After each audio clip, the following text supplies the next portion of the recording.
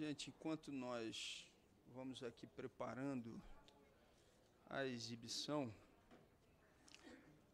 falar um pouquinho para quem está participando da primeira vez aqui de uma audiência na Comissão de Legislação Participativa, o que é essa comissão, né?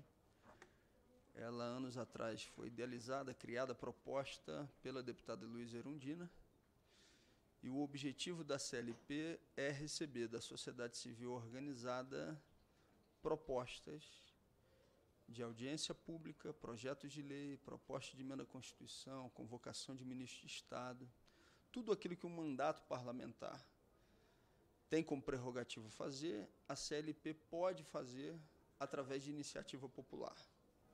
E como é que funciona essa história? É muito simples. Basta que a entidade, a associação, o movimento, que seja da sociedade civil, o sindicato, por exemplo, a associação de moradores,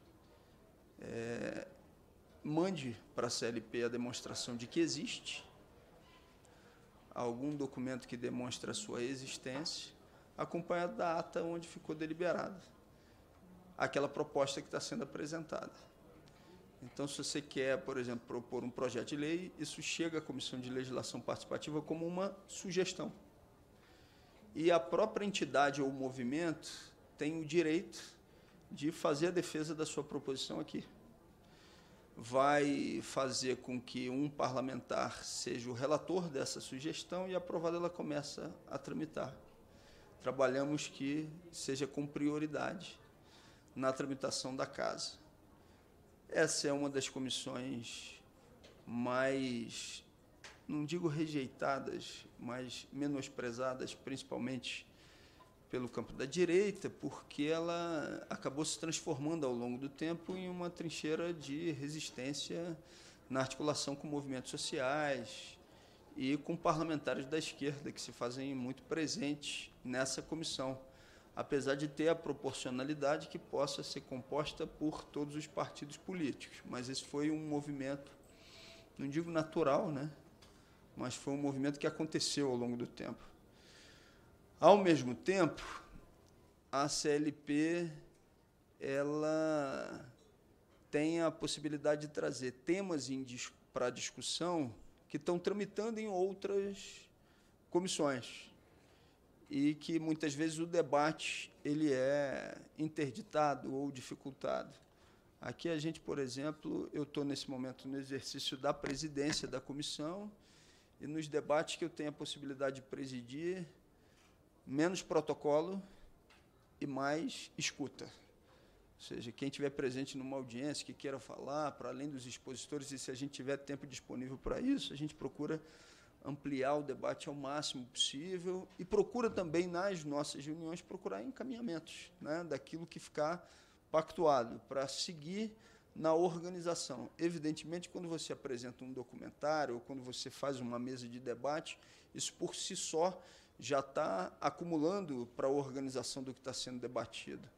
Mas, sempre que possível, para além disso, a gente procura encaminhamentos que possam vir dessas exibições. Então, quem tiver sugestões a serem encaminhadas para a Comissão de Legislação Participativa, se tiver alguma dúvida, procura aqui o Vitor, procura a Berna, procura a Gesa, que vão estar à disposição de receber e de orientar para qualquer medida que vocês queiram tomar, adotar ou realizar aqui pela Comissão de Legislação Participativa também. Vitor, já estamos livres? Já? Eu vou fazendo uma coisa, eu vou começando aqui fazendo a leitura do expediente inicial, se ainda não estiver pronto, eu enrolo um pouquinho mais, tá?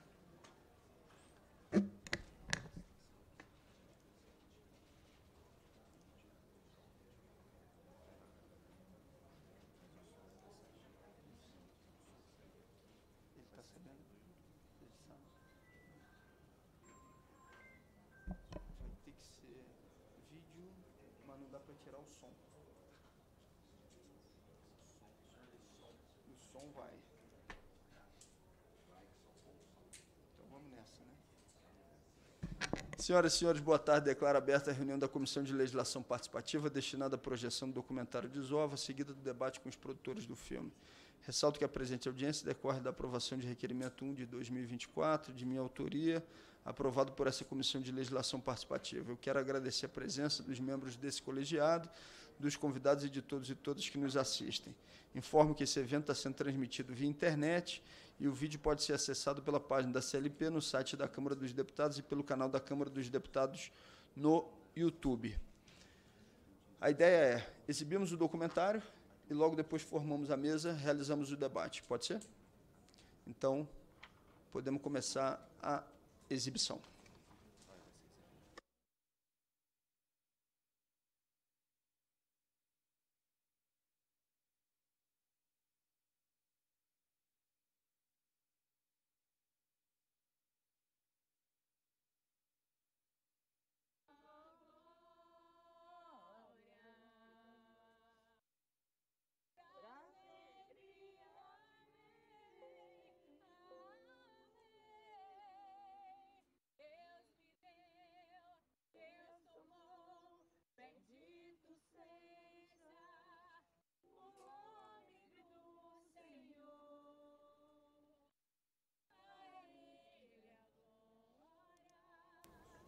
Estamos tendo uma dificuldade de som aqui no plenário da Câmara, no plenário 3. Está aumentando aos poucos. A gente tem que pedir por as famílias que aqui choram. Se puder aumentar mais um pouquinho. Só eu que choro a dor da perda. Obrigado. Tantas mães que estão chorando hoje por perder seus filhos. Quantas famílias, meu Deus, que estão gritando misericórdia pelos seus filhos. Quantas famílias, Jesus, que está gemendo. Quantas famílias, quantas mães órfãs. E quantas mais estão por vir. E eu abençoo vocês e peço a vocês, como a mãe, que está toda quebrada. Está um taco de vidro todo rachado, todo quebrado, todo emendado, cheio de curativo. Que vocês pensem na gente, pelo amor de Deus. Porque a gente não está aguentando mais perder. Porque a gente ser pobre, a gente ser negro, a gente viver numa periferia, a gente tem uns corpos matáveis. Nossos corpos são matáveis. Então que vocês venham pensar nisso, nesse momento. Do sepultamento do meu segundo filho, com muita dor no meu coração, rasgado, dilacerado, gente. Vocês não têm noção como é que eu tô. Eu louvo a Deus nesse dia, porque eu estou enterrando meu segundo filho. E quantas mães que vivem no será. E o será é a pior dor. A incerteza de não ter o filho é a pior dor. Eu estou dando um ponto final à história do Davi, porque a minha vai continuar.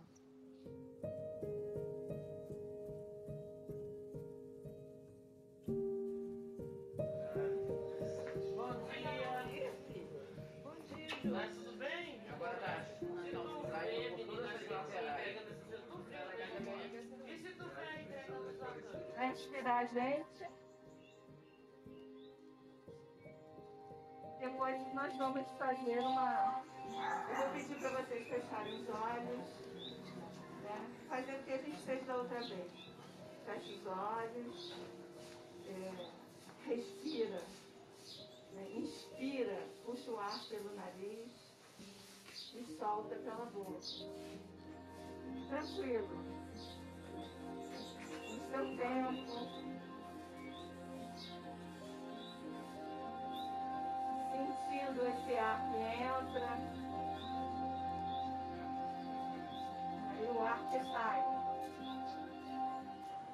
Não é que aqui seja um lugar ruim de morar, o lugar quem faz é a gente. Né? O lugar quem faz é a gente. Se aqui pode ser o pior lugar, mas eu moro aqui há muitos anos. Eu perdi meu filho aqui, continuo morando aqui e pretendo morar aqui até o fim dos meus dias. Isso se eu não for embora para Paraíba, mas eu não vou abandonar vocês, tá? Vocês não vão se livrar de mim. Né? Essa Paraíba aqui tem muita coisa para fazer aqui ainda, né?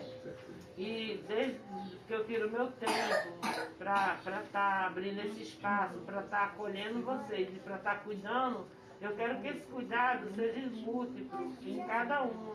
Que a gente venha se unir, segurar a mão umas das outras e não se soltar.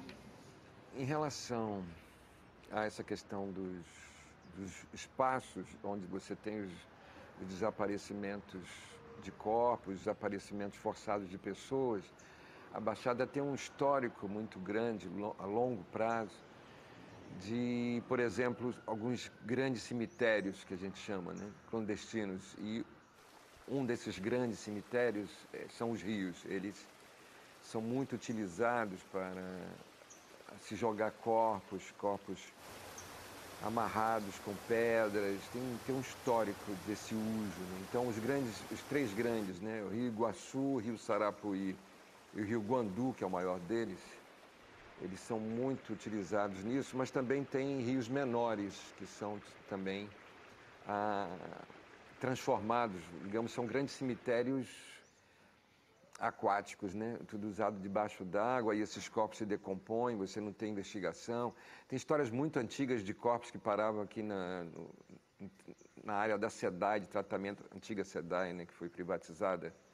Ali os corpos paravam ali, os funcionários denunciavam para a polícia, e aí isso passou a trazer problemas para o funcionamento da empresa. A empresa começou a recomendar não mais notificar a polícia desses corpos que chegavam ali, e os corpos eram liberados para seguir o seu destino. Então, tem uma história longa isso vem da década de 60, para você ter ideia.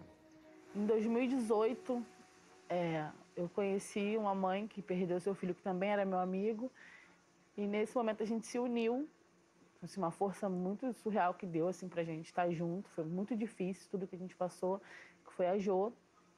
E eu conheci ela e ela me apresentou mais uma rede de mães, né, que tinham seus filhos assassinados, tinham pais, primos.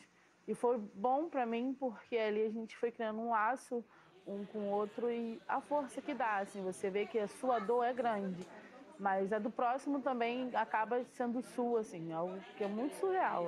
Acho que a gente tem, quem carrega a dor da perda de alguém que é muito importante pra gente, é uma ligação que deu, assim, entre todo mundo. Vocês querem mostrar, ler o que vocês escreveram? Se vocês quiserem compartilhar, fiquem à vontade. É uma estrela, um quadrado, um triângulo, um coração e uma árvore. Eu inventei uma frase, né, gente? Vamos ver se deu certo. Existem momentos que a nossa vida precisa de estrela para nos dar um pouco de luz. Passamos por labirintos com quadrados e triângulos até que atingem nosso coração. Por isso as árvores e a natureza, por vezes, são a nossa saída.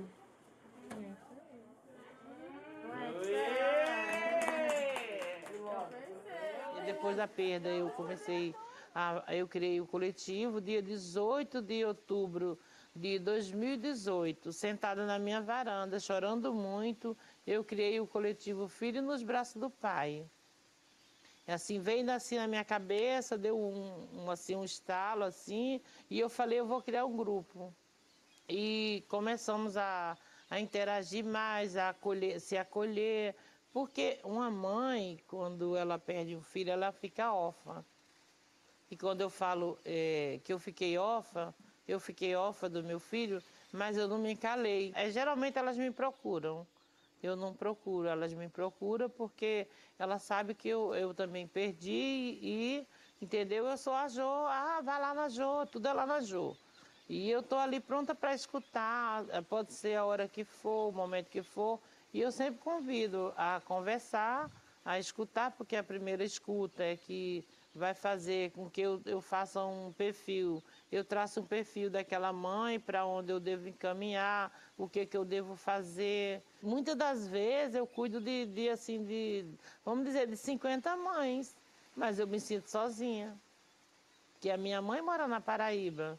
Aí eu ligo na chamada de vídeo para matar a saudade da minha mãe. Mas tem vezes que eu quero conversar também, eu quero conversar com a mãe, eu quero desabafar, porque quem cuida quer cuidado, né? E eu sinto que o meu trabalho está crescendo aonde? Aonde eu encontro essas mães, acolho essas mães e falo para ela o que eu passei. Olha, eu passei isso, mas eu estou estudando, estou fazendo uma faculdade, vou fazer isso, eu vou fazer aquilo, e eu estou me encontrando. Por que você não dá um passo assim? Né? E elas falam muito sobre a terapia, né? Foi o projeto melhor e maior, e assim foi um marco no quilômetro 32. A gente não tem um entendimento, né, no Brasil ainda construído sobre o que é o desaparecimento forçado, né? Na minha avaliação, a gente tem assistido hoje uma expansão, né, das práticas de terror, que a gente precisa melhorar, né, ampliar as nossas categorias, né, de análise da violência e da segurança pública. Muitas dessas situações, né, de encontro de ossada, de encontro de cemitério clandestino, isso geralmente tem sido tratado, né, no âmbito geral do extermínio, né? Só que há tratamentos diferenciados para isso, né? Então, no caso do desaparecimento, você não tem essas materialidades muitas vezes, e não tem muito menos a autoria, né? Então, muitas vezes, os caras envolvidos com isso, eles estão circulando diariamente ali naquele espaço. Eles podem ser vizinhos seus, são ligados à milícia, são ligados ao tráfico, são ligados à própria estrutura policial, são policiais. Eles circulam ali, são vizinhos, são próximos, você tem que conviver com isso diariamente. Então, é uma estrutura, a gente chama isso de controle de amplo espectro, ou de espectro total. Você tem aí uma dominação de espectro total. Todos os aspectos da sua vida são regulados por essa dimensão de poder armado, de poder legal e ilegal simultaneamente, do poder do Estado, de um Estado totalitário. É esse Estado que está ali presente absolutamente com esse poder.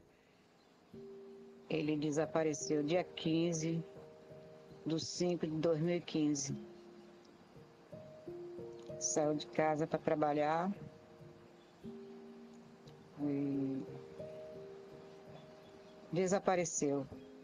Fez 6 anos e até hoje nenhuma notícia. Na verdade, a gente fica sem saber o que fazer, sem saber o que dizer. A família fica toda desestruturada, fica... É difícil. Ele saiu para trabalhar, trabalhou o dia todo na sexta-feira. Sexta-feira, 5 horas da tarde, ele saiu do serviço. Foi visto em Campo Grande por volta de 7h30 da noite, junto com um amigo. E desapareceu até hoje. No início a gente fica meio assim, meio acanhado de... Mas você vai vendo, né? Mães que não perdem só um filho. Tipo, igual eu falei, eu não imagino a dor da mãe. Eu sou uma prima, eu sou irmã de pessoas assassinadas, mas não uma mãe. E quando eu via que a mãe olhava pra gente, já só de olhar... O primeiro encontro que eu tive com... Acho que foram 18 mães que teve... Eu já não conseguia nem contar a minha história, porque eu achava que minha história era uma coisa banal, assim... É nada do lado do que essas mulheres estão passando, entendeu? Então, ali eu falei, cara, eu preciso ser forte. Agora não, agora eu quero estudar. Eu pensava, se morrer, morreu. Agora não, agora eu quero abrir minha boca, eu quero falar, eu quero que as pessoas saibam o que acontece por trás. Porque quando matam uma pessoa, não mata só aquela pessoa, matam várias outras. A gente perde o sentido da vida. E se a gente não tiver aquele apoio de várias pessoas ali do nosso lado, a gente desaba. Várias mães que eu conheci no início, hoje não existe mais, porque entrou na depressão, porque morreram, porque foram embora. E são coisas que vai dando força. Eu falei, não é possível. Agora eu preciso ser outra pessoa, agora eu preciso estudar, eu preciso entender o que acontece, porque as pessoas precisam de mim. Eu comecei a botar na minha mente que as pessoas precisavam de mim, entendeu? Por mais que eu estava sentindo aquilo tudo, eu falei, não, essas pessoas precisam de alguém para ajudar. E isso foi o que foi fortalecendo. Eu falei, não, a gente precisa de força. Se unir, aí quando começava a fazer as doações, eu me chamava para ir para ali, para ir para lá, fazer passeata.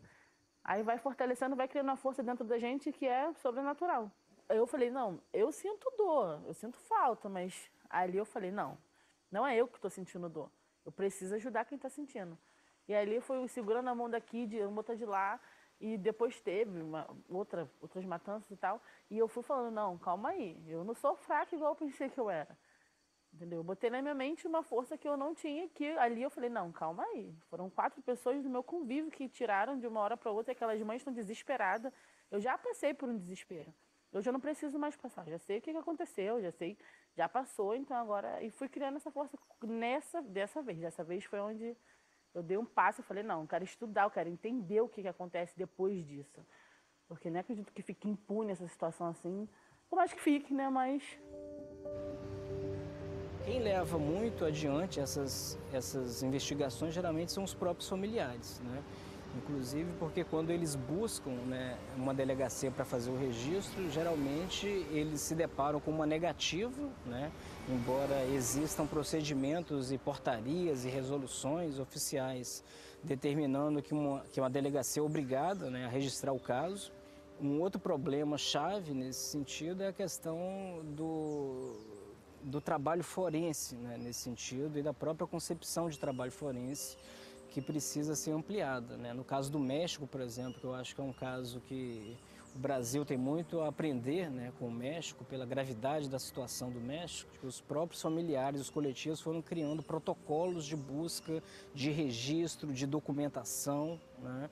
Quem tem feito isso no Brasil são coletivos de familiares, né? São iniciativas de direitos humanos. Por exemplo, tem um relato.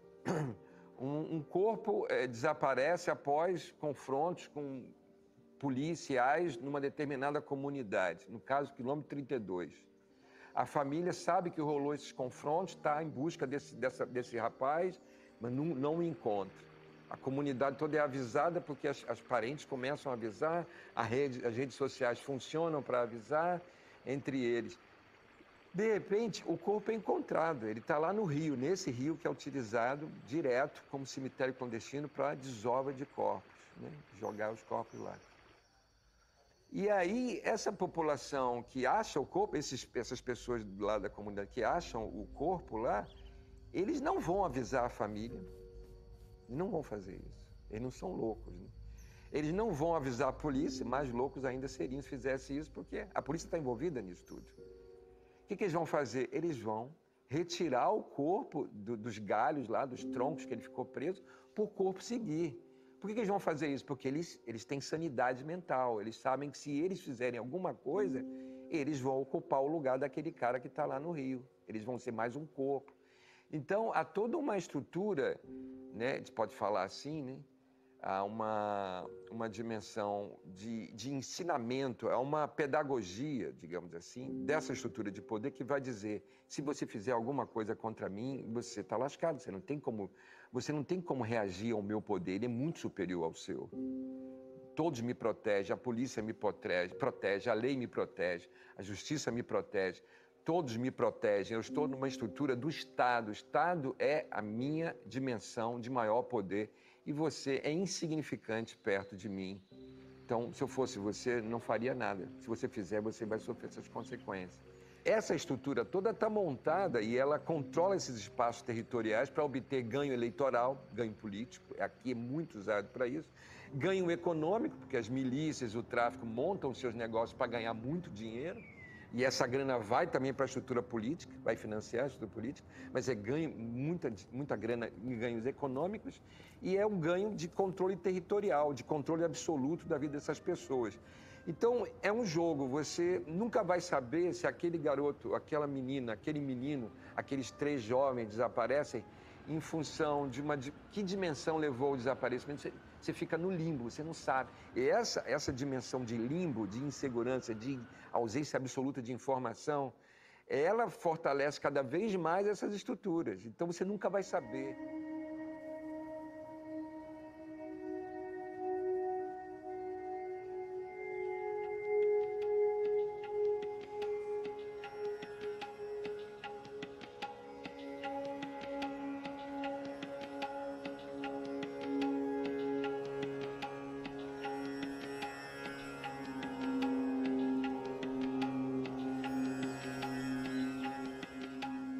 Meu primo desapareceu depois de uma tarde com amigos, almoçou, passou uma tarde maravilhosa e quando foi caindo a noite, os amigos dele amarraram ele, colocaram na mala de um carro, levaram ele, porém deixaram ele com um telefone Ele conseguiu, na mala de um carro, se comunicar com a família e dizer o que estava acontecendo, que não sabia o porquê, porém estava ali.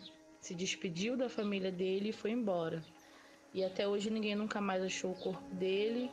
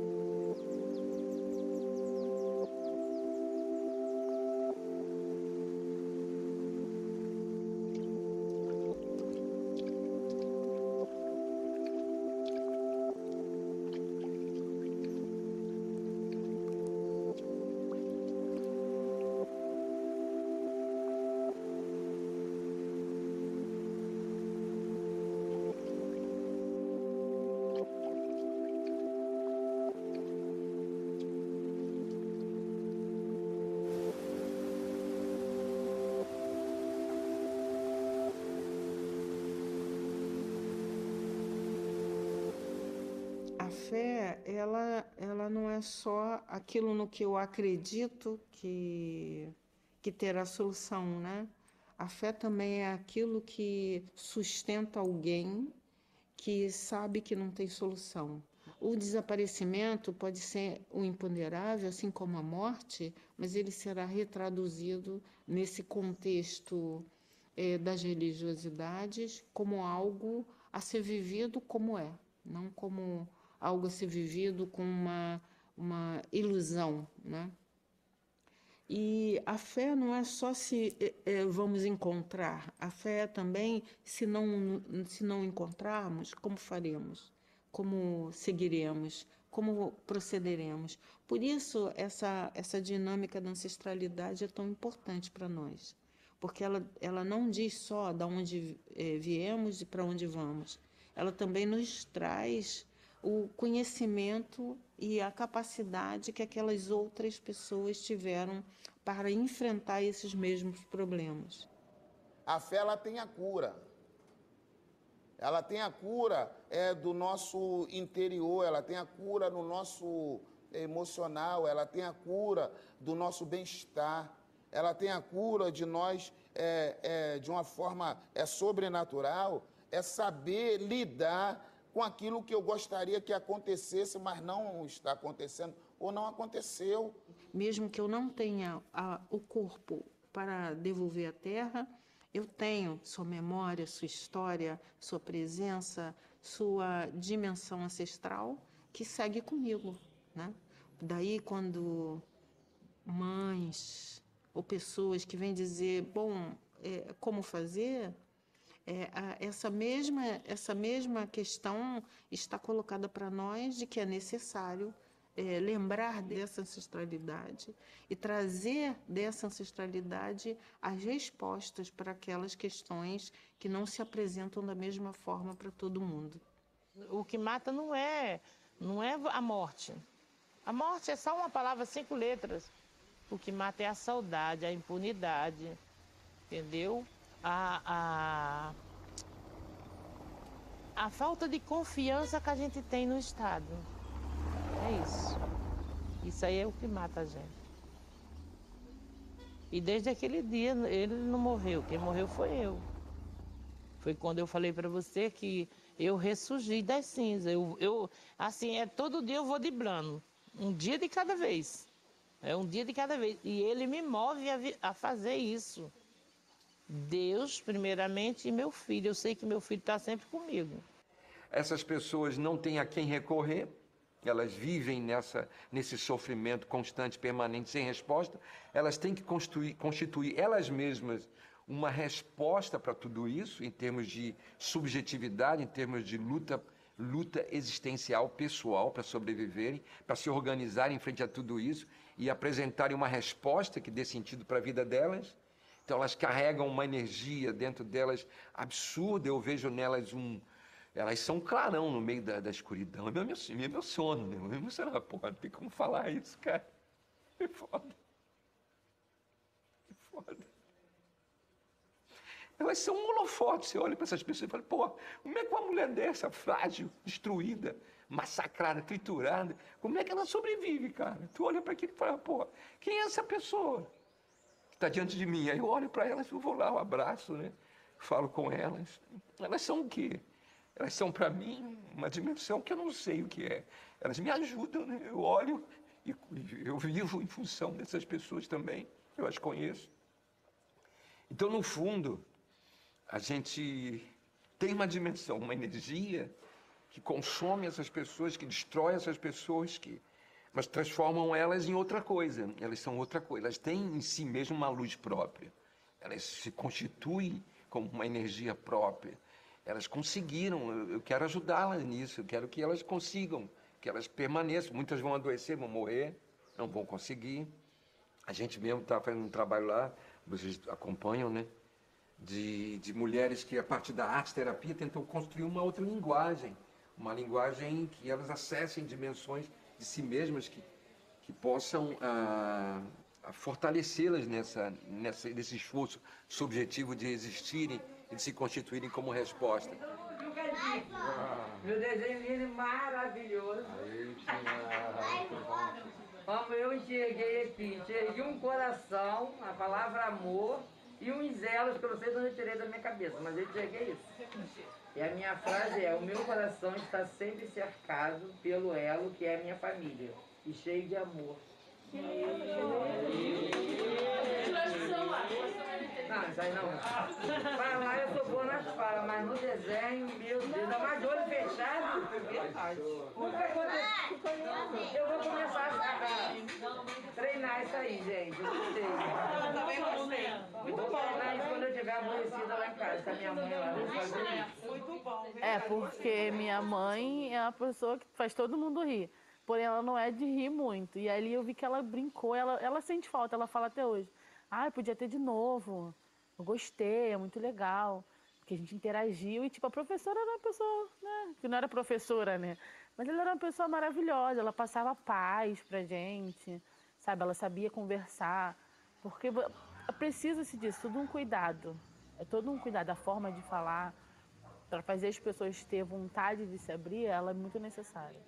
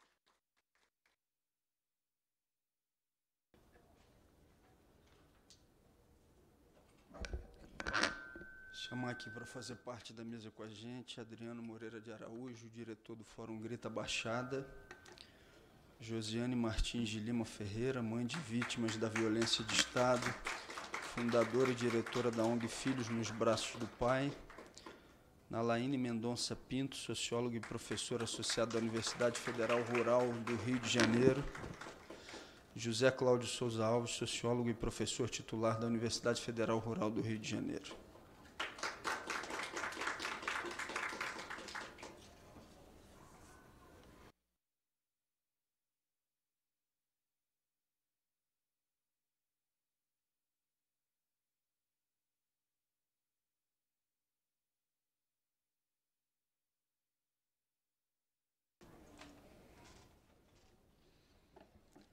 vai estabelecer um tempo de 10 minutos para as intervenções,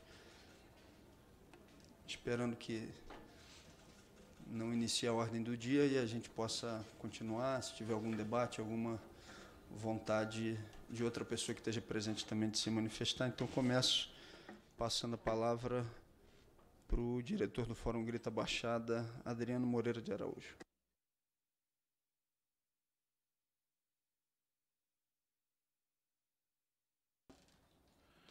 Boa tarde a todas, a todos, todes. Antes de mais nada, agradecer muito ao deputado federal Glauber Braga por essa oportunidade. Glauber tem apoiado a gente na pesquisa, nessa segunda fase, né, da pesquisa sobre o mapeamento exploratório sobre desaparecimentos forçados na região metropolitana do Rio de Janeiro. E com esse trabalho nós estamos articulando 9 mobilizadores locais da Baixada Fluminense, que na sua maioria, são mães e familiares vítimas de violência de Estado e desaparecimentos forçados. Essa pesquisa que a gente desenvolveu, ela é uma pesquisa da Universidade Federal Rural do Rio de Janeiro, do Observatório Fluminense, em parceria com o Fórum Grita Baixada. A gente espera agora, nessa segunda fase, promover um seminário internacional sobre desaparecimentos forçados, trazendo as experiências do México, da Colômbia, para que a gente possa, tanto a partir de experiências da sociedade civil quanto dos governos, pensar políticas públicas para um tema que é tão real e tão visível do ponto de vista prático. Semanalmente, a gente tem notícias de jovens sequestrados, torturados, esquartejados, mortos e seus corpos desaparecidos. Essa é uma dinâmica que, na Baixada Fluminense, ela é semanal. Isso sem nenhum tipo de exagero. A gente recebe, principalmente as mães, os coletivos de mães recebem notícias. A gente está falando de uma região de 13 cidades, com pouco mais de 3 milhões de habitantes, onde a atuação de milícias, grupos de extermínio, agentes públicos que provêm desses grupos criminosos ou que são eleitos por dominarem esses grupos criminosos, se perpetuam e vêm ampliando o seu espaço de atuação. Vêm ocupando, inclusive, conselhos tutelares, muitos deles são secretários municipais, são vereadores, prefeitos, enfim. Então, essa é uma realidade muito presente. Mas, ao mesmo tempo que é uma realidade muito presente, do ponto de vista jurídico, do ponto de vista acadêmico, do ponto de vista conceitual, está totalmente na invisibilidade. São pouquíssimas as experiências nas universidades, nas pesquisas, que vêm se debruçando sobre esse tema dos desaparecimentos forçados, que não se confunde com os desaparecidos em geral. Então, a gente está falando, basicamente, da participação ou da conivência de agentes públicos, então policiais militares, civis, grupos de milícias que têm, muitas vezes, autorização para funcionamento de agentes públicos, e que atuam nesse campo na Baixada Fluminense, matando inimigos, como o professor José Cláudio falou no filme, usando dessa pedagogia do terror para implementar a dominação num determinado território. E com isso eles vencem eleições, fazem negócios, né? Negócios muito vultosos, implementam essa dinâmica de terror na região. Nós, como grupo de pesquisa e como sociedade civil, a gente gostaria muito que esse debate sobre desaparecimento forçado fosse, de fato, fomentado no país. A gente sabe que tem um projeto de lei que está tramitando há muitos anos, até agora a gente não tem uma notícia a respeito de uma possível aprovação. A gente concorda com o deputado Glauber Braga das limitações, inclusive de aprovação de uma lei em relação à prática do crime de desaparecimento forçado, porque a gente entende que isso pode, na verdade, recair sobre aqueles que a lei, nesse sentido, sempre recai, que são a população preta, pobre e favelada. Então, a gente tem algumas restrições e algumas preocupações. Mas o fato é que não podemos não ter nenhum tipo de informação sobre os desaparecimentos forçados. Nós não temos estatísticas, nós não temos dados oficiais, nós não temos nenhuma informação oficial que dá o perfil socioeconômico, racial, embora saibamos pela nossa prática e pela nossa militância, quem são essas pessoas. Então, infelizmente, são os mesmos atingidos pela violência policial, são os mesmos atingidos pelos homicídios. São homens, são jovens, são pretos, são pobres, são moradores das periferias. Esse é o perfil básico das vítimas de violência de Estado e dos desaparecimentos forçados no contexto do Rio de Janeiro, da Baixada Fluminense em particular. Então, a gente tem defendido um debate público sobre esse tema, com a realização de um seminário internacional, latino-americano, sobre debate sobre políticas públicas voltadas à tipificação do desaparecimento forçado, conforme o Brasil foi condenado pela Corte Interamericana de Direitos Humanos, mas fazer disso um debate. Então, esse é um primeiro aspecto que a gente tem defendido. A gente também tem defendido um olhar atento sobre a dimensão da perícia criminal. Imaginem vocês que a participação de policiais nesses crimes e a perícia sendo feita também por policiais. Então, os limites do que isso significa. Então, tem sido feito muitos debates no Brasil sobre perícia independente, ao mesmo tempo também se tem feito um debate muito forte sobre a qualificação e as condições de trabalho da perícia. Então, esse é um elemento bastante importante. Um terceiro dado também que a gente vem trabalhando e vem buscando incidir é a inexistência de um cadastro efetivo nacional de pessoas desaparecidas. Existem algumas experiências dos ministérios públicos, né, dos programas de localização de pessoas desaparecidas, mas não há uma integração, não há, de fato, um cadastro nacional a respeito dessas pessoas desaparecidas. E, por último, algo que para a gente é extremamente importante e vital nessa discussão toda é: se o Estado é um promotor da violência, se o Estado é o promotor, muitas vezes, das ilegalidades, que ele assuma a responsabilidade, obviamente, por esses crimes, mas que preste atenção e preste apoio aos familiares dessas pessoas assassinadas e desaparecidas.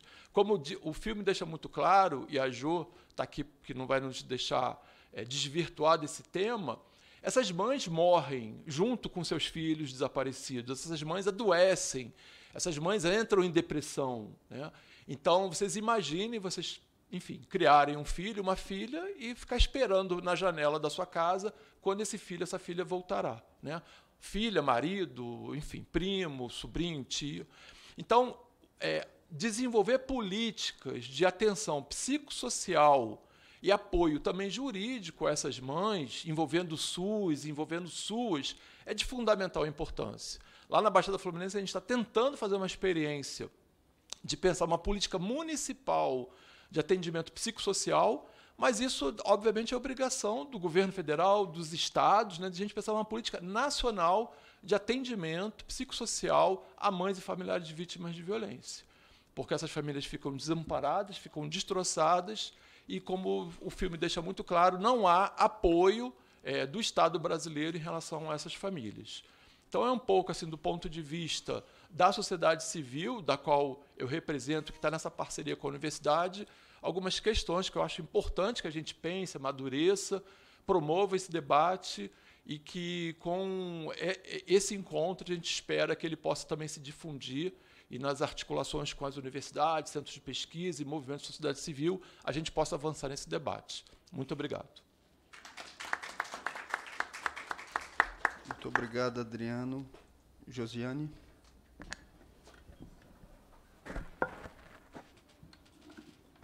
Boa tarde a todos e a todas. Quero agradecer ao deputado Glauber, pelo convite de estar aqui hoje e estar representando a Baixada Fluminense e o quilômetro 32, que exatamente hoje, dia 22 de maio de 2018, eu perdi meu primeiro filho. Foi por essa hora assim que eu estava indo reconhecer o corpo do meu filho e de mais 4 meninos. E foi pelo braço armado do Estado. E o que me deu força e coragem para falar e para estar aqui hoje é em memória do meu filho e de todos os jovens que eu vejo a cada 5 minutos, criança, adolescente e todos da Baixada Fluminense, principalmente do quilômetro 32, onde é invisibilidade, onde não tem oportunidade. E quando eu me levantei, botei minha cara a tapa para falar da Baixada Fluminense, junto com essa equipe, eu falei, o céu é meu limite. Eu prometi os meus filhos. Eu perdi 2 filhos pelo braço armado do Estado. Hoje em dia, os jovens de lá têm alguma oportunidade porque eu busco muito. Eu sou estagiária de serviço social, eu trabalho dentro de um CRAS. E assim eu vejo que os direitos dos meus filhos estavam lá dentro de uma gaveta. Mas nunca foi oferecido. E isso me dá força para prosseguir e buscar e gritar cada vez mais alto, sabe? Porque não é fácil. Eu vejo as mães que eu acolho, né, do coletivo morrerem, adoecerem. E a gente não pode fazer muita coisa. Muitas das vezes a gente tem que se calar e esperar só que elas vão embora. E quem mais sofre na história sou eu, porque quando eu vou acolher uma mãe, eu não quero que perder. Não quero perder. A gente teve uma perda muito grande, foi de uma parceira lá da ONG, a Ana, e eu sofri muito com essa perda. E de outras diversas mães. Tem mães que foram embora, porque continuaram. Além de ter o filho desaparecido, eu enterrei meus 2 filhos. Eu não sei se eles tiveram pena de mim, não sei se... eu incomodo, né? Porque um elefante incomoda muita gente. E eu comecei a incomodar. Entregaram meus filhos. Graças a Deus, eu enterrei.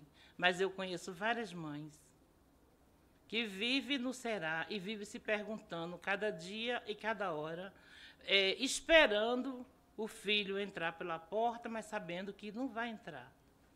E quantas noites eu escuto os gritos, quando eu deito para dormir, os gritos soando no meu ouvido do nome dos filhos e das mães procurando esses filhos.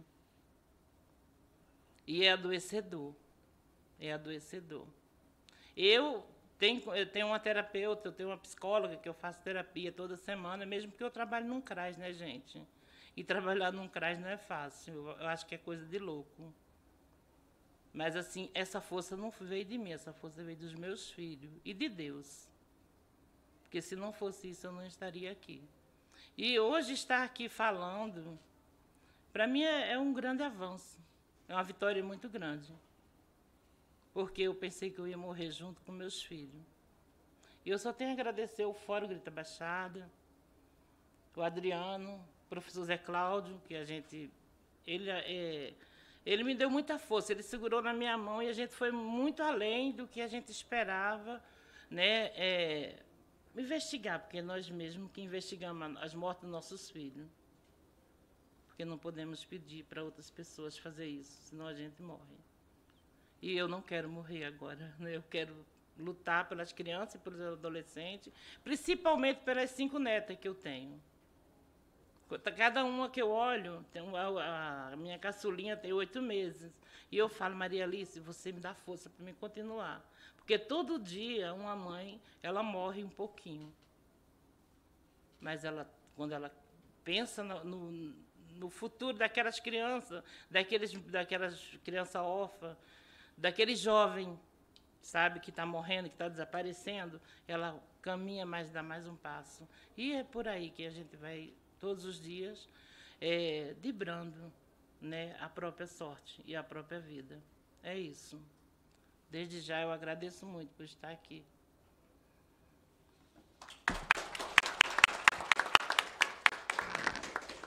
Obrigado, Josiane. Nalaine.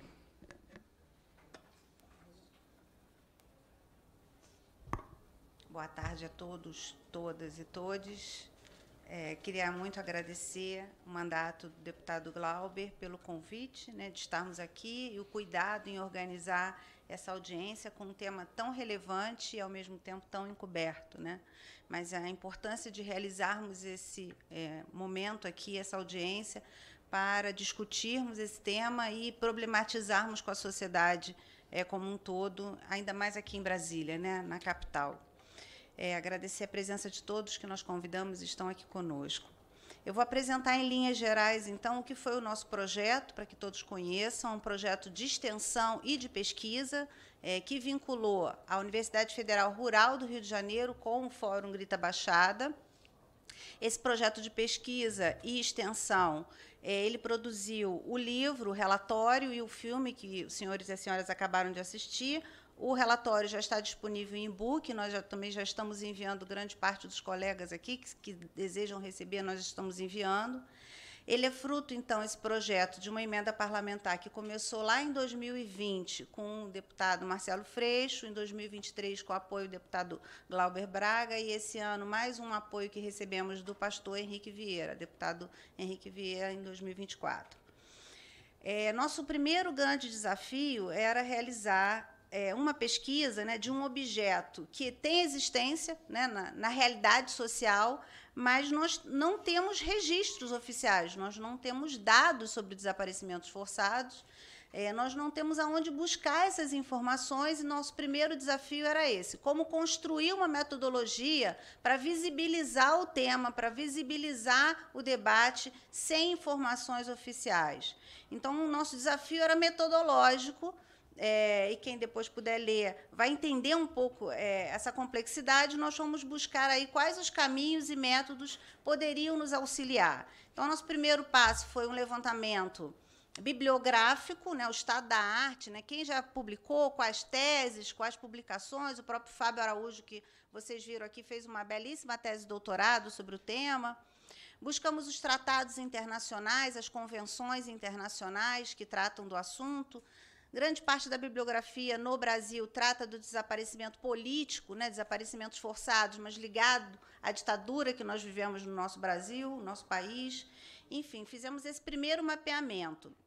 Mas, olhando para a Baixada Fluminense, nós fomos buscar, então, dados do Instituto de Segurança Pública, do ISP, que tem os dados de desaparecidos, aqueles que foram registrados, mas no total, ou seja, todos os tipos de desaparecidos. Mas nós correlacionamos esses dados com homicídios em cada município da Baixada e com mortes por intervenção do agente do Estado. E nós observamos que há uma correlação desses fenômenos nos municípios da Baixada.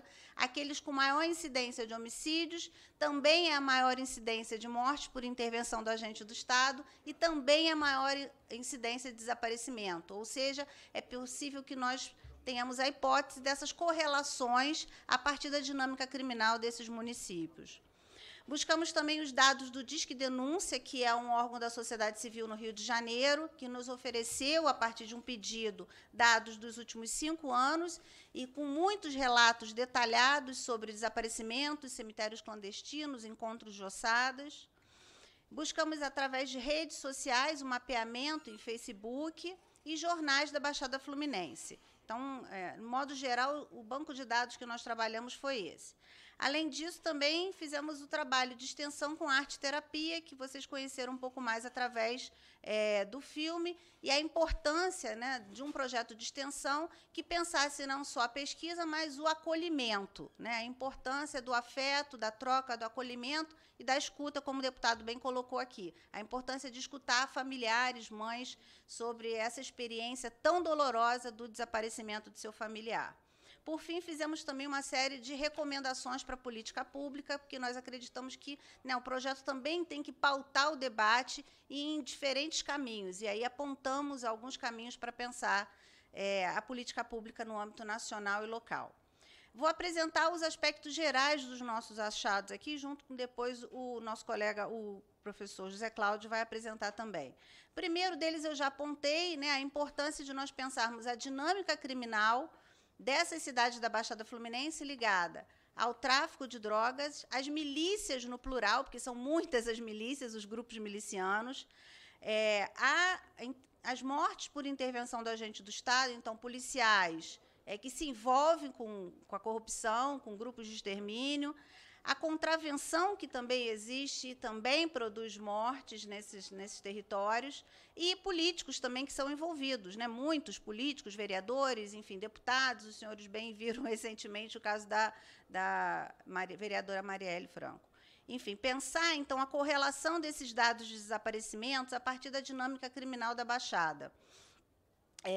A importância também de discutirmos, né, o descaso das agências policiais no registro e na investigação dos desaparecimentos. Então, a partir da conversa, da entrevista com mães e familiares, há muitos relatos de descaso por parte dos agentes públicos, dos policiais, no registro, na investigação, na produção de informações.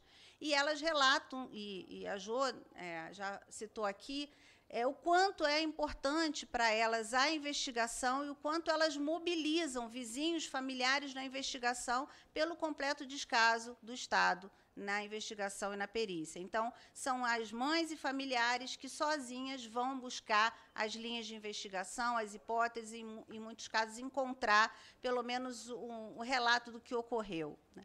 Também a estigmatização pelas quais essas mães e familiares passam, né? Um processo de estigmatização, mães e familiares pretos, pardos, pobres, favelados, que são estigmatizados e associados com envolvidos com, né? O envolvido com alguma coisa ilegal estava fazendo. Então, uma construção de narrativa de ilegalidade, de envolvimento com crime e de uma suposição de que boa coisa não era. Então, muitos relatos de processos de estigmatização e que acaba produzindo a não investigação, né, na grande maioria dos casos que nós encontramos.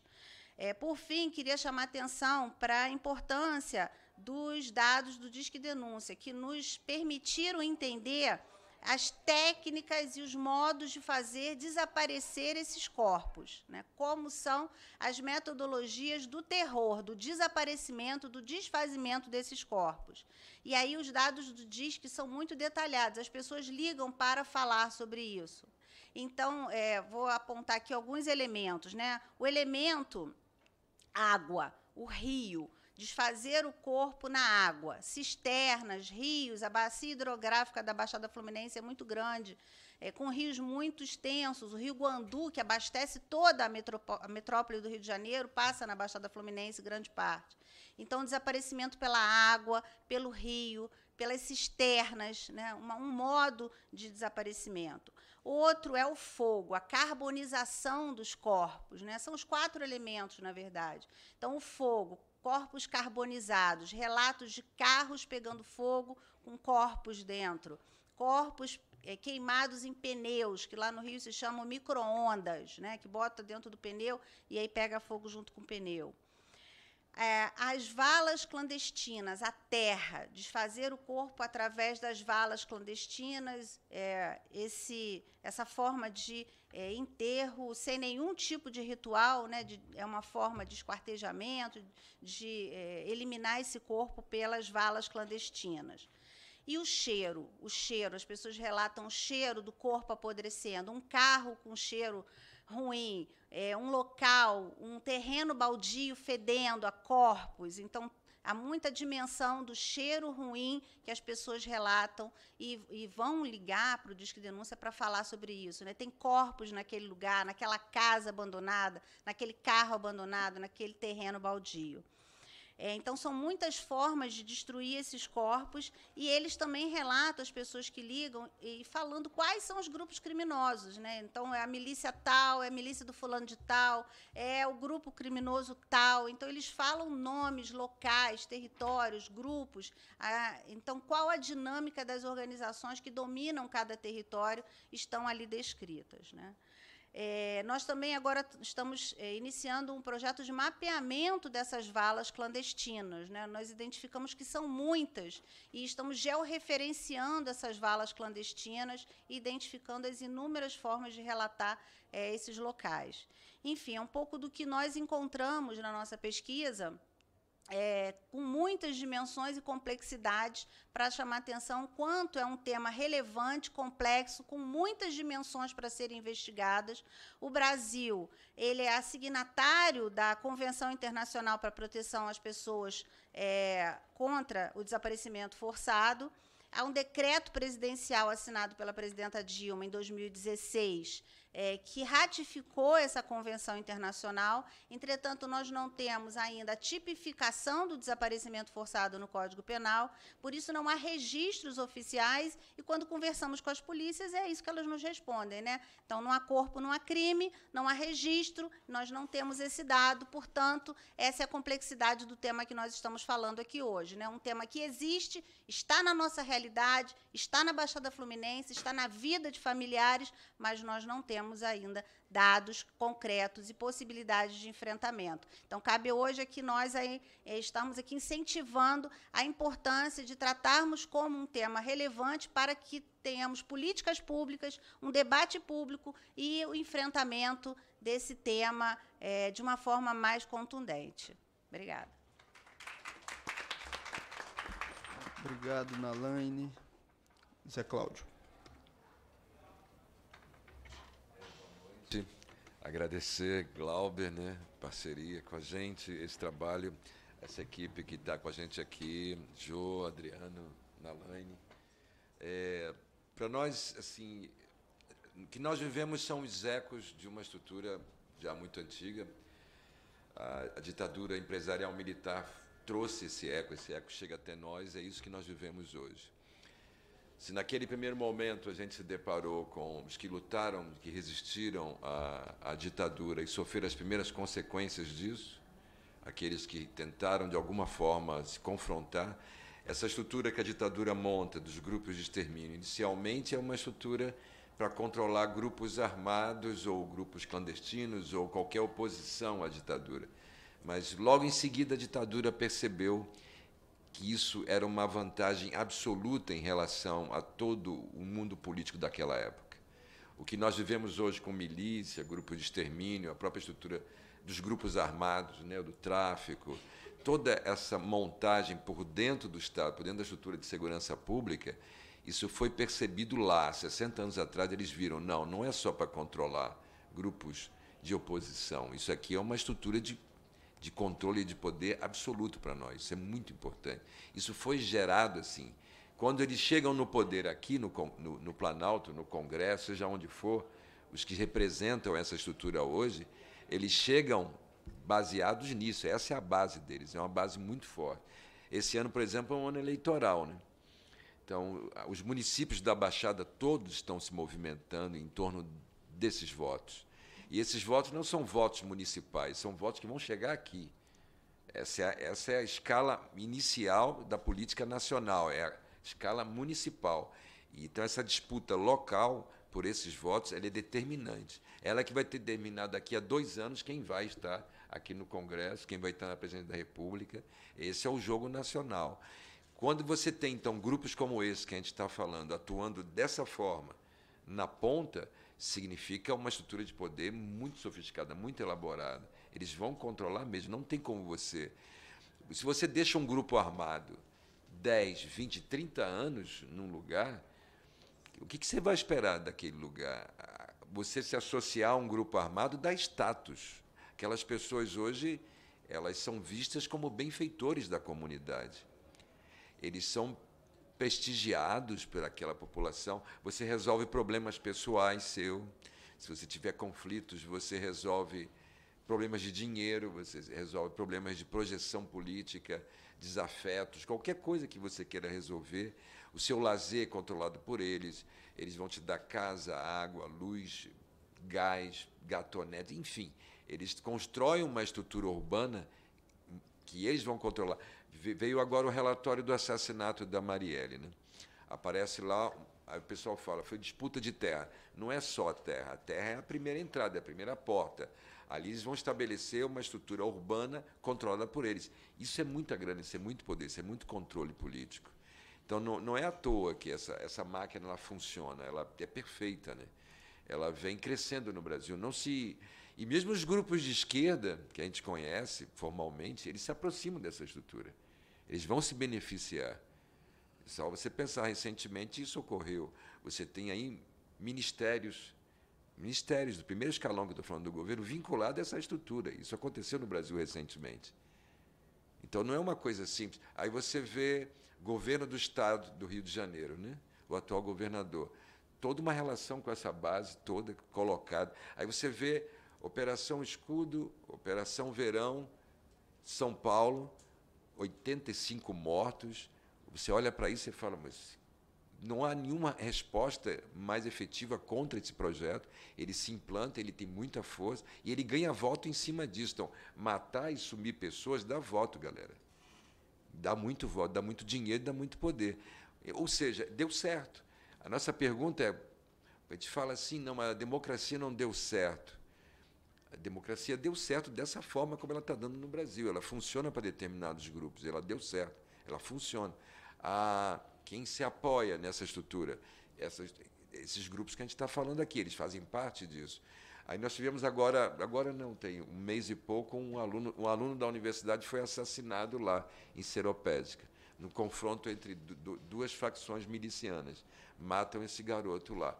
Você olha para isso, quer dizer, normalmente eles estão matando em áreas que são áreas muito pobres lá, onde são pretos, são pobres, são miseráveis, estão se matando. Então, isso é permitido. Quando atinge um aluno de classe média de uma universidade, aí todo mundo levanta, grita, não, isso é um absurdo, todo mundo fica desesperado com essa estrutura, mas ela está colocada lá, eu estou naquela cidade há 10 anos, eu estudo e estudo toda a forma de confrontos que estão rolando ali. Isso já está rolando há muito tempo. Então, isso vai atingindo cada vez mais outros grupos, e a gente não vê, por nenhuma parte, de nenhum grupo político especificamente, uma contraposição maior a essa estrutura. E ela está imbricada na estrutura hoje. Você vai para... A grande questão hoje é que a grana desses grupos e o poder deles está ficando cada vez mais legal, ele não é mais uma estrutura ilegal. Então, hoje, naquele município, as licitações e obras públicas estão passando pelo capital miliciano, eles montaram empresas. Eles emprestam equipamentos, maquinários, eles estão dando licença, eles estão na prefeitura dando licença para a instalação de empreendimentos naquele município. E eles cobram por essa licença, e eles vão controlar essa estrutura. Eles controlam, você tem licitações, tem primeiro, segundo, terceiro colocado. O primeiro vai lá tentar assumir a obra, e aí lá o terceiro colocado fala, você não vai conseguir entrar aqui, porque aqui quem controla sou eu. E você pode tentar, o cara tenta, ele não consegue ter gente para trabalhar, começa a sofrer problemas na obra, ele sai, o segundo também tenta a mesma coisa, não consegue, o terceiro, que é a estrutura colocada já nessa base, ele é que vai ficar e vai ganhar. E está legal, ele entrou legalmente ali, o capital dele vem de uma estrutura ilegal, mas ele legaliza a partir disso. Você tem as OS, que prestam, que dão... terceirizados para várias áreas, principalmente a área da saúde na Baixada. É uma área dominada por essa galera. Essa galera, agora no ano passado, começou a dança das cadeiras, os vereadores todos ligados à estrutura miliciana começam a mudar quem está trabalhando nas OS. E isso é voto como um todo naquela região, na Baixada Fluminense. Então, é um controle que você vai ver, ele está cada vez maior, ele está cada vez mais poderoso. Esse ano ele vai, cada ano de eleitoral, ele dá mais um salto nessa estrutura. Você não vê recuo, eu não vejo que isso está recuando. É o contrário, a gente vê que isso está se expandindo e está num crescente. E a gente não vê um confronto real a essa estrutura. Ela está muito bem colocada. Antigamente era um matador que se projetava, era um miliciano individualmente, era um grupo pequeno. Hoje você vê a estrutura toda, você vê o governador do Estado, você vai ver, o governador do Estado manda para a Assembleia Legislativa do Rio de Janeiro, para a Alerj, no final do ano passado, uma mensagem de destinação de 4,5 bilhões de reais. Da onde vem esse dinheiro? Dos fundos de cada secretaria daquele Estado que não utilizaram aquele recurso. Então, é 4,5 bilhões, é pouco dinheiro, né? E aí, nesse mesmo dia que ele manda essa mensagem, a Assembleia Legislativa se reúne e altera a lei orgânica das polícias civis. Aí você fala, mas para que eles fizeram isso? Porque um miliciano, não vou ficar citando o nome que é complicado, mas é um cara que é deputado estadual, indica o atual secretário de Polícia Civil do Rio de Janeiro, e esse cara não tinha os 15 anos necessários para assumir a chefia da Polícia Civil. Então, a legislação é alterada para que esse cara entre. Por quê? Porque ele é o cara que vai organizar agora a distribuição desse dinheiro por dentro dessa secretaria. E não bastando isso, O governador ainda cria, além da a Secretaria de Polícia Civil, Secretaria de Polícia Militar, cria uma terceira secretaria, volta a termos no Rio de Janeiro de novo, a Secretaria de Segurança Pública, mais uma estrutura de escoamento de grana nessa. Então, a estrutura de segurança hoje é um grande escoadouro de recursos, de grana e de poder. Isso emana de uma estrutura de governo de Estado. E toda ela irrigando essa estrutura toda que a gente está falando aqui. Então, o garoto que desaparece, ele é apenas um ponto no final da linha, mas a linha é muito comprida e muito maior. E nós não conseguimos, a gente não vê nenhum... se confronta com essa estrutura, não, se descobre quem foram os que mataram a Marielle. Isso não é suficiente. Isso é tudo bem, se a gente conseguir prender alguém nessa história toda, já estamos muito bem. Mas toda a estrutura está mantida. Você tem o caso Marielle, mas a estrutura toda é essa que eu estou falando, é muito mais ampla. E você não vê ações para que ela possa ser alterada. Então, a gente ainda está num cenário muito, muito frágil, né? E como enfrentar essa estrutura? Essa que é a nossa grande questão. Então, a gente tem as informações, e a gente vê as mães que, nessa história toda, isso que a Jo traz aqui, ela é uma expressão dessa luta, elas vão sofrendo o tempo todo, e vão morrendo, e vão sobrevivendo, e vão conseguindo avançar. Cada dia é um dia, cada hora é hora, né? A Jo fala, não é cada dia um dia, cada hora é uma hora, e a gente não consegue ajudá-las, a gente não consegue trazer para elas um alívio, uma força para que elas avancem e continuem. Então, esse é o nosso grande drama, mas a gente não desiste.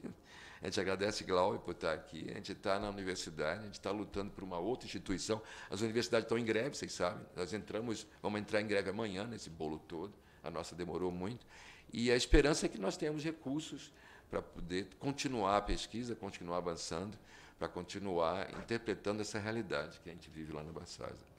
Obrigado. Obrigado, Zé Cláudio. Gente, vamos abrir. Alguém quer fazer uma intervenção? 1, 2, 3. 3 intervenções. Por favor. Bom, boa tarde, né? Boa noite a todas, todos e todes. Queria agradecer, na verdade, o Adriano por ter chegado esse convite para esse evento para mim. Vou me apresentar, meu nome é Bruna Martins Costa, eu estou como coordenadora geral de Segurança Pública e Direitos Humanos no Ministério dos Direitos Humanos e da Cidadania. E como vocês bem falaram, trouxeram aqui, né, esse espaço de Brasília, a simbologia de vocês estarem aqui. Então, eu já começo colocando o Ministério dos Direitos Humanos à disposição. Eu acho importante dizer que a Coordenação Geral de Segurança Pública ela trabalha com todas as pautas espinhosas que vocês trouxeram aqui. Então, a gente está pensando a agenda de direitos humanos para os profissionais de segurança pública, políticas para vítimas de violência de Estado e pessoas desaparecidas. E, para não me alongar, eu acho que uma contribuição importante que a gente pode trazer aqui e sinalizar uma abertura para continuar construindo com o Fórum é a possibilidade de atuação no âmbito do Comitê Gestor da Política Nacional de Busca de Pessoas Desaparecidas, né, a Política 13.812. A coordenação desse Comitê Gestor ela se alterna entre o Ministério da Justiça e o Ministério dos Direitos Humanos. A partir do dia 25, a coordenação vem para a gente, do Ministério dos Direitos Humanos, e a pauta de desaparecimento forçado é uma pauta que a gente está querendo tentar emplacar no âmbito desse comitê gestor, pensar protocolos de investigação, pensar formas de articulação, justamente porque a gente tem consciência de como o PL, né, 6240, ele está com dificuldade de tramitação, além de todas as dificuldades, né, de fato se tornar uma lei eficaz, né, porque a gente está vendo que tem toda uma ingerência de grupos militares, paramilitares, tráfico, então que, eventualmente, também pode ser que, né, na melhor das hipóteses, seja aprovada a lei, mas seja uma lei inócua. Então, acho que essa articulação, a gente sinaliza essa abertura, a gente quer construir com vocês, a gente fica à disposição para agendas também, com o deputado também, porque é um tema, como todos vocês já sabem, uma dificuldade de visibilizar esse tema, uma dificuldade de construir em cima desse tema, muitos caminhos difíceis, mas que, inclusive, amanhã a Corte Interamericana está aqui, vai tratar do caso Gomes Lund, que um dos pontos resolutivos dessa sentença é justamente a criminalização do desaparecimento forçado, e, infelizmente, a gente não vai ter boas notícias para dar para a Corte nesse sentido. E a gente, do Ministério, tem muito cara a participação da sociedade civil, então eu sinalizo aqui a importância também de sermos provocados, né, de vocês também chamarem a gente para conversa, para a gente também mostrar que existe demanda, existe interesse dessa pauta, porque a pauta de desaparecimento ela é uma pauta muito difícil de emplacar na agenda política. A gente sente falta de que mais políticos, mais deputados, senadores tragam a pauta embaixo do braço para a gente conseguir tirar ela de uma agenda que é tão interrompida, que ainda tem um vínculo muito grande com o período da ditadura, mas que, para falar disso no presente, a gente tem sentido dificuldade para avançar nesse tema. Então, a gente também está querendo construir isso, me coloco à disposição, coloco o Ministério à disposição. Tá? Pelo que eu compreendi, inclusive, dos 3 pontos que foram trazidos por Adriano como prioridades, né, foram pontos também que, de alguma forma, estão na agenda de prioridades do Ministério, e aí eu acho que é importante a gente tentar uma articulação conjunta, porque pelo menos 2 deles dependem diretamente da articulação do Ministério. O outro é uma demanda do Congresso, né, a geração de um tipo. Por favor.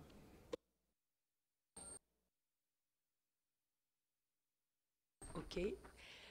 Boa noite a todo mundo. Primeiro, parabenizar a Universidade Federal Rural do Rio de Janeiro, ao Fórum Grita Baixada, a Jô, todo o trabalho que vocês estão desenvolvendo, e ao mandato do deputado Glauber Braga, porque, bem colocou a minha colega, é difícil demais colocar esse tema na agenda.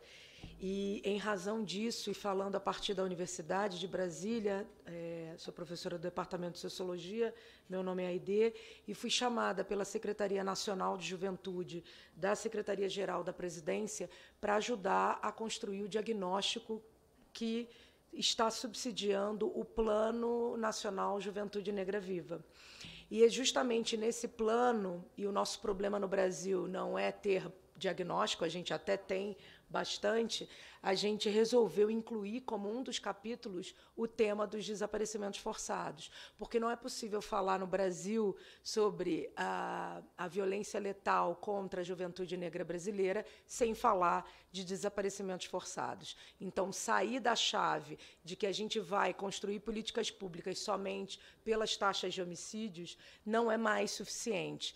Então, eu acho que, ao entregar esse diagnóstico para a Secretaria Nacional de Juventude com o tema lá inserido, nos faz crer que o comitê que coordena o Plano Nacional, é um comitê interministerial, pode sinalizar para diversos ministérios que essa é uma agenda importante. Então, aqui é uma fala mais para informar sobre isso, mas também para fazer com que a gente cobre desse comitê interministerial o desenvolvimento dessa pauta justamente na agenda da juventude negra brasileira. Muito obrigada.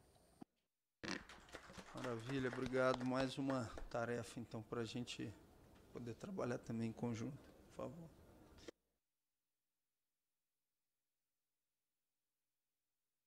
Eu sou Diva Santana, estamos aqui familiares de mortos desaparecidos políticos pela ditadura militar.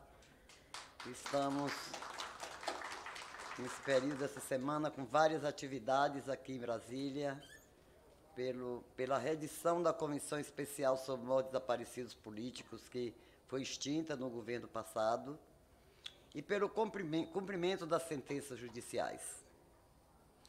Amanhã, já foi colocado aqui pela companheira do Ministério da Defesa, teremos reunião com nós, familiares do Araguaia, teremos reunião com a Corte Interamericana de Direitos Humanos. São 15 anos com sentença sem cumprimento. Temos uma sentença aqui na primeira vara federal de 21 anos sem cumprimento. Então, sinceramente, eu quero parabenizar aos pesquisadores, aos estudiosos que humanamente levantam essa pesquisa, às mães desaparecidas, porque são muitas mães. Eu tenho uma irmã que eu não sei, todas as nossas mães já se foram, sem saber como seus filhos morreram e onde foram sepultados. Não é? Então, isso é um crime que vem, não é de hoje. E eu me sinto aqui, deputado Glauber, muito à vontade para lhe dizer, eu me sinto a boba da corte, porque essa questão de desaparecimento forçado já é garantido em lei. Falta tipificar o quê? Nós temos comprovação de prisão sequestro, prisão, morte e desaparecimento do corpo. E nós não temos lei para enquadrar isso aí. O que é isso? A mãe está colocando ali, ela enterra o filho e não tem culpado nessa história. Eu me sinto boba da corte. Há 15 anos uma sentença, 21 anos outra sentença da justiça brasileira e não foi cumprida. Por que não foi cumprida? A gente não tem lei, não? Não é? Então eu fico assim,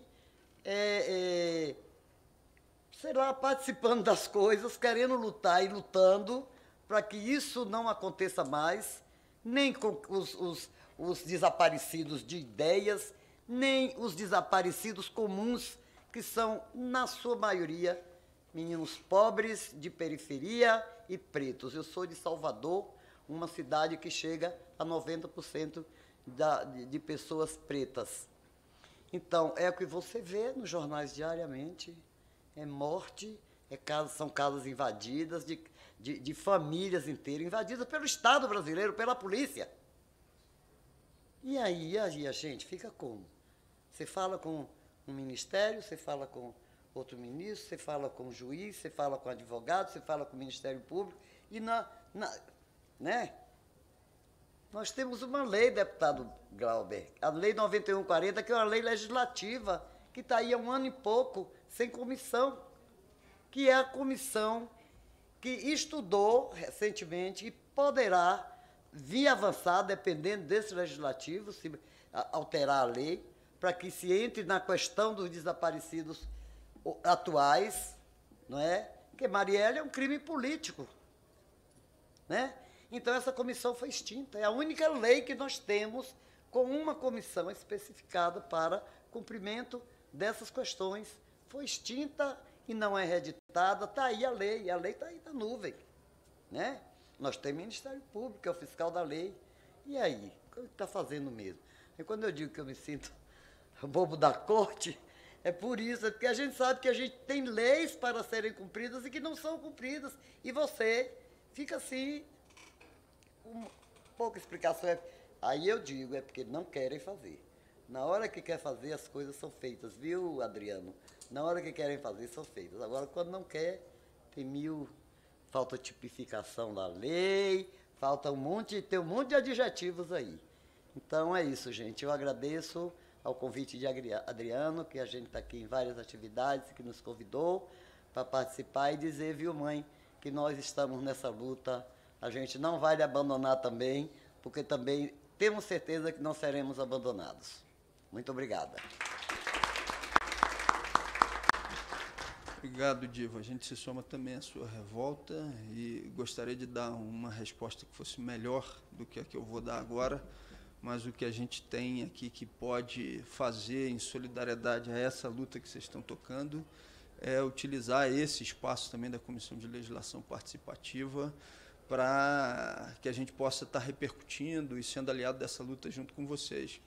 Depois eu vou pedir, inclusive, que Berna e Gesa possam fazer contato, se tiver, além das cobranças específicas das sentenças não cumpridas, alguma outra coisa que possa ser formulada a partir de uma nova audiência ou requerimentos encaminhados pela comissão, especificamente sobre o tema levantado, estamos aqui à disposição para isso também. Tá? Muito obrigado. Obrigado. Muito obrigado.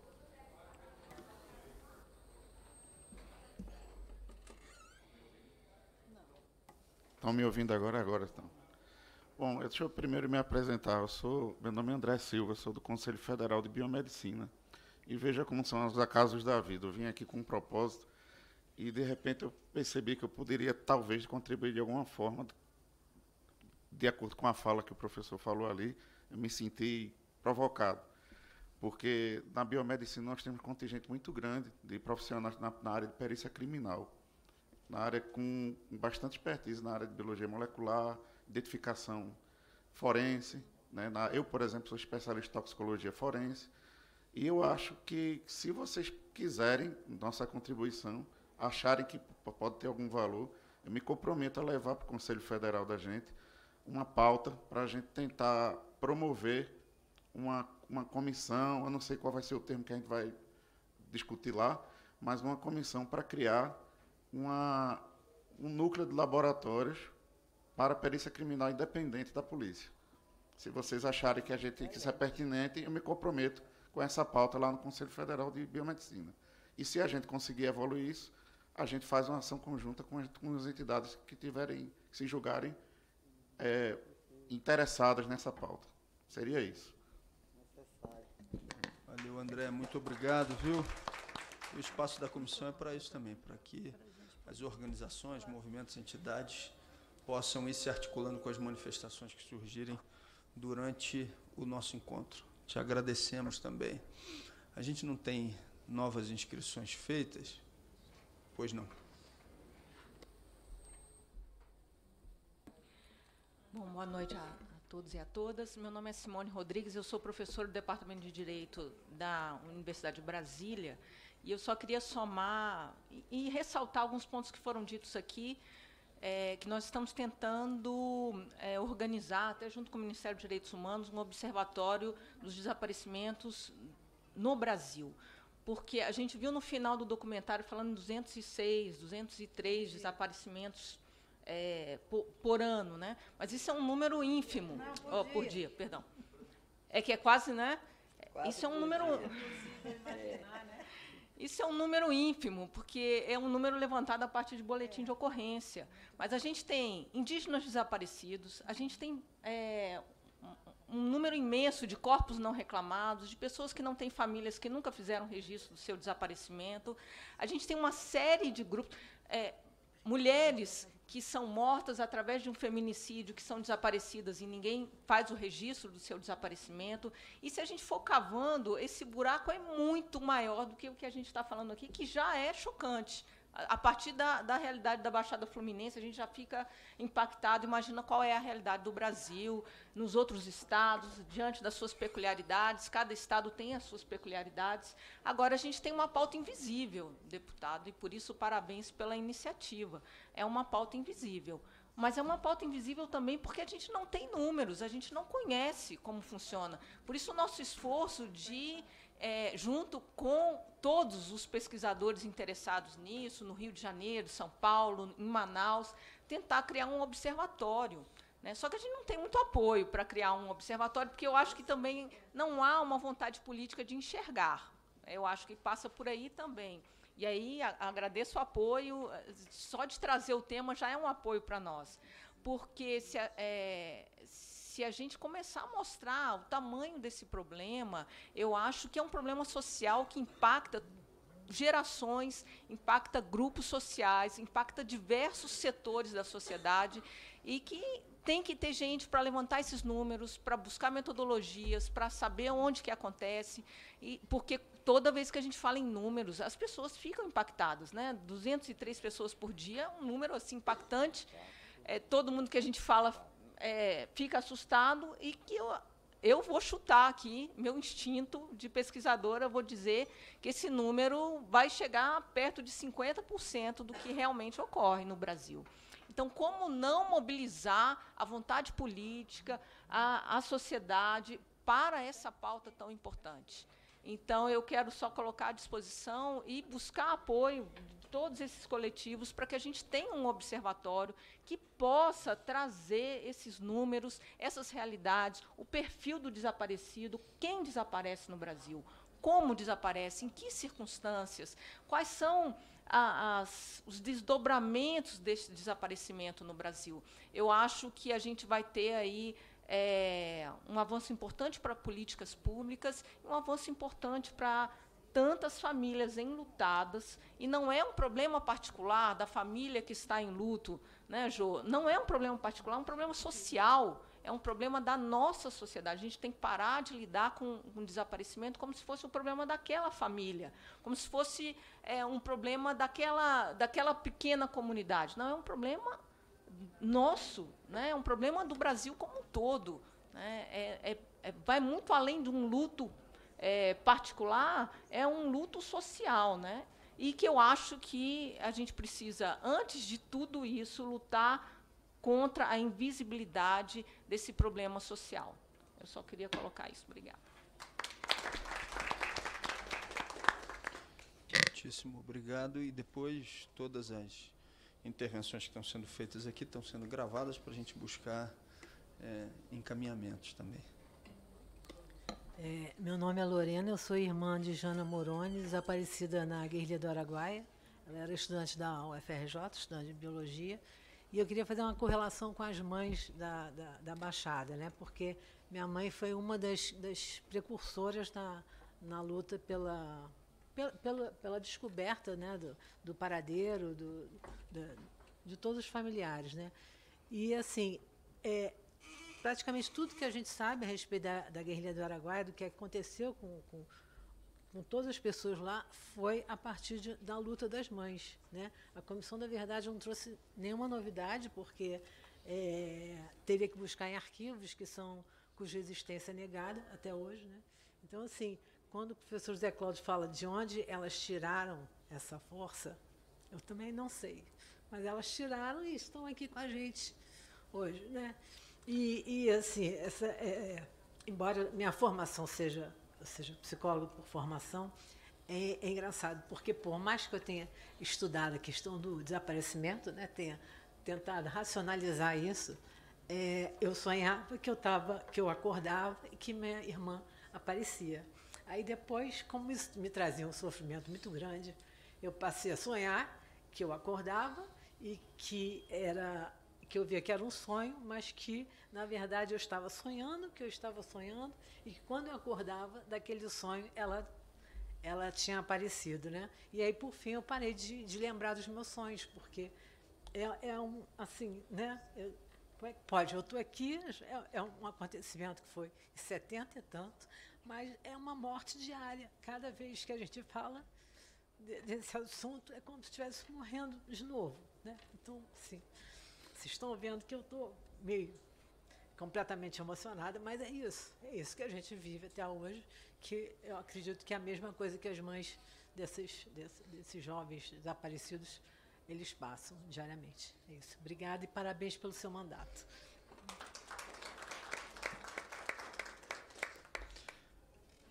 Retomar a mesa para que alguém quer fazer as suas observações finais? Não? Então, queria agradecer a presença de vocês, mesmo na compreensão que o luto deveria ser social, né? Essa dor bate fundo em quem está vivendo ela, né? Então, na impossibilidade de fazer outra coisa, o que a gente quer, Jô, é se abraçar com vocês para diminuir as nossas dores também, né? Ou seja, tentando articular algo que seja coletivo para que a gente possa enfrentar isso conjuntamente. Aqui se estabeleceram algumas, além da exibição do documentário, das falas importantes, diagnóstico, preocupações, propostas que apareceram, surgiram novas interlocuções e propostas a partir do correr da audiência. E a comissão quer se colocar à disposição disso. Se vocês acharem que é uma boa alternativa, a gente, a partir da ata e do que surgiu como proposta, procura fazer alguma interlocução daquilo que possa ser realizado e que ainda não vem sendo feito. Vocês dão um limite de onde acham que a comissão possa atuar.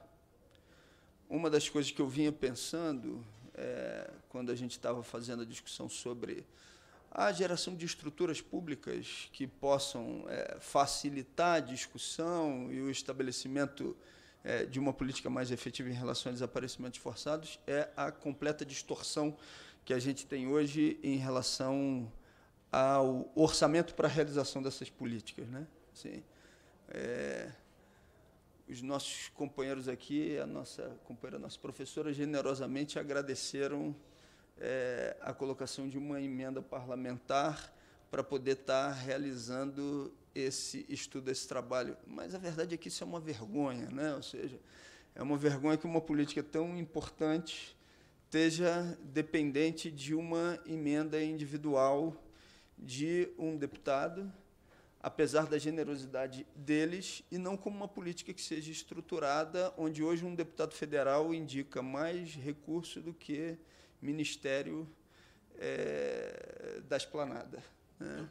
Mas na certeza de que essa é uma realidade que a gente vai precisar ainda de muita organização e mobilização nossa para enfrentar, eu pensava na possibilidade, enquanto a gente estava discutindo aqui, além do projeto que já está sendo realizado na Baixada, se de repente a gente não faz, até para mobilizar essa luta pelo estrutural, algum encontro de emenda participativa, porque, para quem não conhece, no nosso mandato, 100% das emendas individuais a gente procurou subverter a lógica e a gente faz emendas participativas.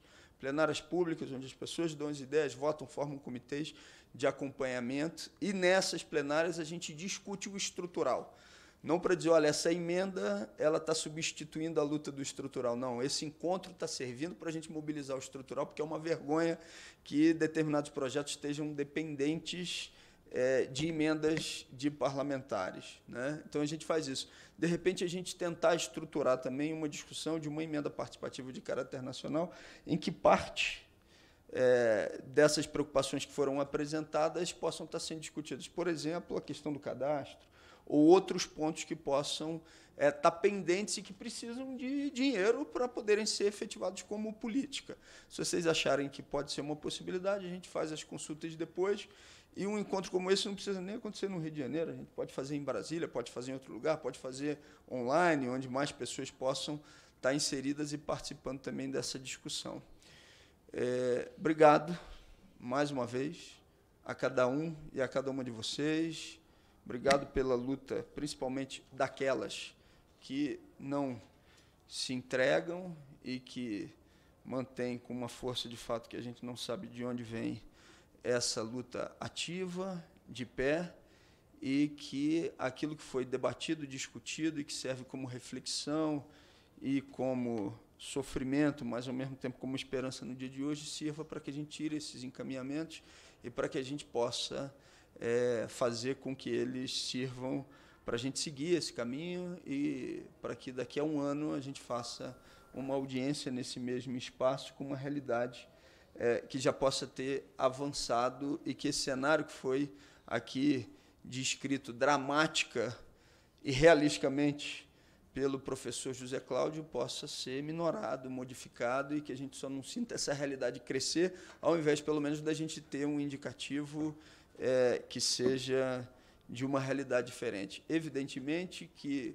os esforços que estão sendo realizados por cada um e por cada uma das senhoras e senhores já está contribuindo para isso, mas é na expectativa e na certeza de que a gente ainda tem muito que avançar, que a gente, nesse microcosmo que é a Comissão de Legislação Participativa, quer colocar um tijolinho também na luta que vocês já estão tocando há tanto tempo. Várias pessoas aqui tocando essa luta por anos e décadas, né? Décadas, né? Então, eu quero aqui agradecer a participação dos nossos expositores e expositoras, que muito contribuíram para os debates. Nada mais havendo a tratar, eu vou encerrar essa reunião. Antes, porém, quero convidar os deputados e deputadas, membros desse colegiado, para o seminário que trata de transição energética, falando sobre mineração, que vai ocorrer amanhã nesse plenário, dia 23 de maio, a partir das 14 horas. Está encerrada a presente reunião. Obrigado.